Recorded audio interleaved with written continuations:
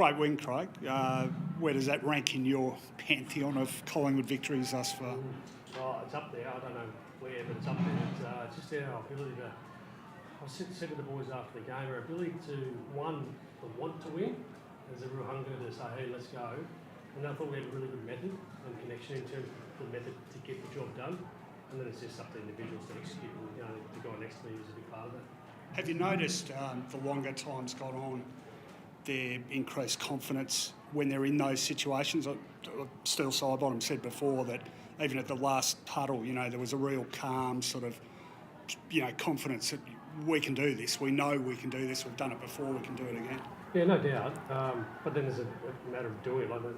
It's a long time ago last year. We haven't done it this year. So to remind ourselves what to do, we train it. We train it consistently. I think the method was really strong, and it's hard to stop. And the energy, I've got to say to the record crowd out there, the Collingwood supporters, thank you for your energy, because I'm not out there, but I'm getting full energy. You have to speak to him about it. But you can just see the players just growing in confidence from the energy from the crowd. So thank you. It sort of seemed like in the first 3 quarters, you're obviously winning enough of the ball forward to centre, but you're sort of playing a bit into Essendon, the defender's hands a bit. What sort of did you sort of change up in that amazing last quarter, which sort of just changed up? Yeah, we felt going into the game that defending the ground really well. The numbers don't lie on that, and similar to last week against St Kilda, you have to move the ball a certain way, and for some reason we just weren't quite executing a couple of things. I thought that early in the game we didn't get deep enough entries, and then we try to address that, and there's a few personnel type things that we want to do work through. We're not finished. It's a difficult part of the game right now. The team's defending with the high numbers back. We understand that. It makes it hard to score, and major parts of last week and this week we defended the ground well behind it, which keeps the ball in our forward half. Yeah, hasn't sung in like the guys and you achieved out there today? No, not yet. It was obviously very special. The team was amazing just in the last quarter, just feeling us push and the fan base come along with us. It was just so special. It's something I'm sure I'll cherish for so many years. You went sort of into a more attacking role in that last term. Can you talk us through how you saw that play out for you? You obviously got 2 goals. Yeah, so I guess I played a bit of a forward role with a little bit of centre bounce, which was really nice just to get involved. And the boys out the middle were amazing. They were just getting it forward, and the likes of Brody Myercheck, Ash Johnson just kept bringing the ball to ground. Jamie Elliott, undersized too. So I was just the beneficiary of those blokes playing great roles down there, which was nice. Craig talked about the energy of the crowd. Talk about the feeling that you had when you kicked 2 goals in that last quarter. Yeah, it's an amazing feeling. It's hard to explain, I guess. When I kicked the second one, I was pretty... I was in a weird situation where I really wanted to get up and about and celebrate it, but I also knew the task we had at hand, and pretty similar when Steele kicked that great goal late. We were so excited for him, but then it was, all right, snap back. We've got to reset here. So it's an amazing feeling, but pretty quickly you got to focus again on the job at hand. You're sort of scratching your head a bit about the heights you're reaching. I mean, I've heard a couple of former star players of recent vintage say this guy's actually taking the piss. You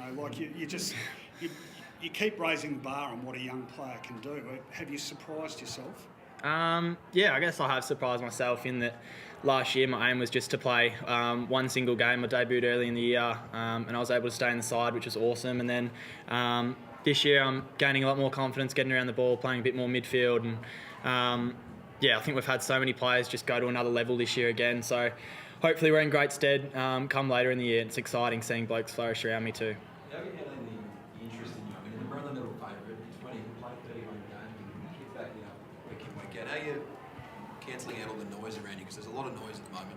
Yeah, during the week, Dad actually grabbed me for a chat, which was really nice. And he said, as long as you're pleasing yourself and the club, they're the only 2 things you need to focus on. So that meant a lot to me. And I'm very grateful for him for that.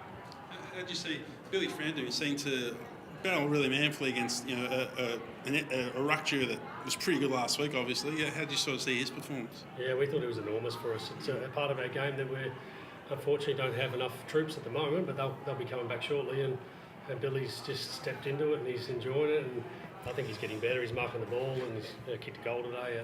He's been super important for us the last couple of games in particular. With record time, you think, well, we can win this. But what did you see early in the last quarter? And this question for both of you that made you think, actually, we are going to win this?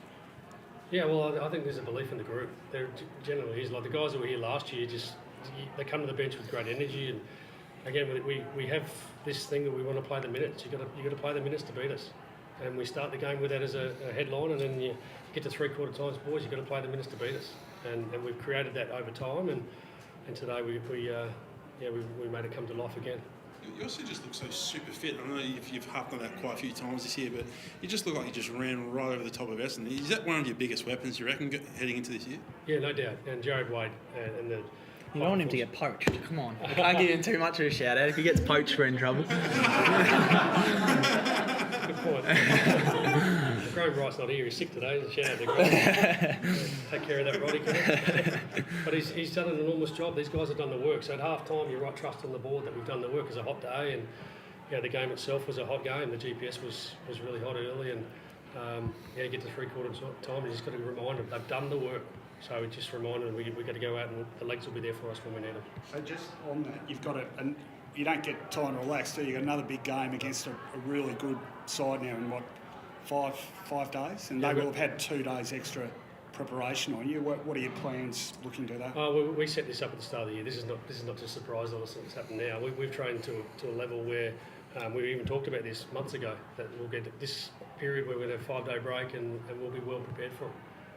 But we've also promised ourselves we're going to have deep wins, so we're staying in the moment for now, and we'll work to Adelaide when we need to. Ray, just your thoughts on Nick's performance. You haven't really been asked about them, and especially that last quarter. Yeah, I've always been a Nick fan. Love he's been enormous for us. He works so hard, and for behind the scenes, to Josh's question earlier, how you handle this, he just gets back to work, and he's the first in to watch tapes with his coaches. He's the first to get on the sprung floor and do hands, and he's doing extras on his game. He's always looking to be better, and he's getting rewarded now, and I'm sure it's not going to be the only time. He got a poke in the eye, so he's going to see a specialist right now. We're hoping it's going to be okay. We're anticipating it is, but we're just precautionary sending him off to the specialist. It's a bit concerning given blood was coming out. Such a sensitive part of the body for blood to be streaming out if it's an eye injury. Is that a bit concerning, I guess? Yeah, I'm not sure. So we get a specialist to check it out, and we'll know shortly. I'll just ask both of you how you feel right at this moment about being part of such a momentous football occasion. It's second highest home and away crowd ever. Like, that's just so massive, isn't it? You want to talk to it? Yeah, it was amazing. It was a huge honour for me to play in my second ANZAC day today, and I think we've had people speak around the club during the week at what it means to so many people and the effect it's had on so many people. So we're super grateful to go out there and represent those people. And I know we say that war can never be likened to football, and I do agree. So we just try and give our all in that aspect, in that relation. And it was just a massive crowd, and Fly's been big all year on soaking it in, really enjoying the moment, because as you said earlier, we've worked really hard for it. So it was such a special game today. Craig, pre-game, I think on Fox Footy broadcast, you showed the medals that you had in your pocket. Do you mind elaborating on the significance? I'd prefer if I didn't, because Okay. I'll get too emotional. It's a part of my life that I think I'll leave in my pocket. But I think we honoured him today. You touched on that chat with your dad during the week. Was that unusual? How did that sort of start? Was it sort of like something out of the blue? Yeah, I always talk to Dad about my footy, and he talks to me and gives his opinion. I'm standing in front of you today with this award because of him. He's taught me so much. And yeah, I guess he frequently checks in on me, and during the week was one of those occasions. Just sometimes he can notice I might be a bit moody. So Dad knows me better than anyone, and he'll check on me, which I appreciate like more than I can put into words. Yeah, probably. Certainly tall players. How do you approach that with the group? Do you talk to them, do you put it on your midfield and say, look, this is what we don't have, we need you to lift? Or do you just take the structural plug in and play, role play? It's actually the same language you use, plug and play. Trey Rusco got an opportunity today. He's been playing terrific at VFL level. We talk about selection integrity. We want to reward players that are playing above the level down there. Josh Fraser's doing an enormous job for us. Lots of injuries, like you said, but Trey comes in. He just looks like us. We're defending well as a team, and he knows how to defend. He knows how to win one-on-ones. That's his great strength, and we got to see that in the second half of the game today. I thought it was really, really important for us. So it's a plug and play mentality. We'll get some troops back at some stage, but right now we trust the guys that are playing. Mate, you must have been proud of the captain's speech on the ground after the game, handling that big occasion in his first year as skipper. Yeah, Yeah, look, I honestly couldn't hear a word he was saying. Okay, can you hear it? Look, because of the reverb from the speakers, but he's a super impressive man, and we're lucky to have him lead our footy club.